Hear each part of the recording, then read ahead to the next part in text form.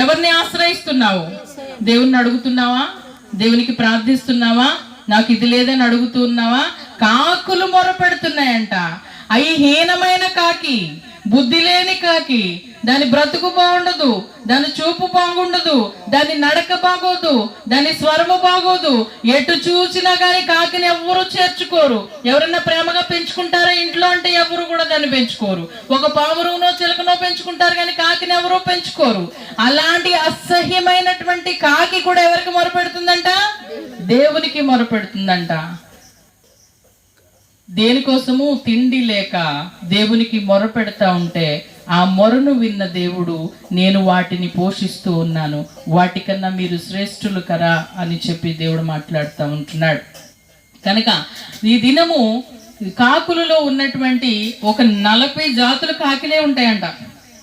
కాకులు ఎన్ని రకాలు ఉంటాయి? ఒక 40 జాతులు కాకులే ఉంటాయంట. అవన్నీ కూడా కృతజ్ఞత కలిగి దేవునికి ప్రార్థన చేస్తా ఉన్నాయి.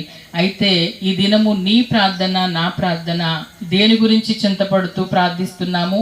దేని కొరకు ప్రార్థన చేస్తున్నాము? అసలు ప్రార్థన చేస్తున్నామా లేదా?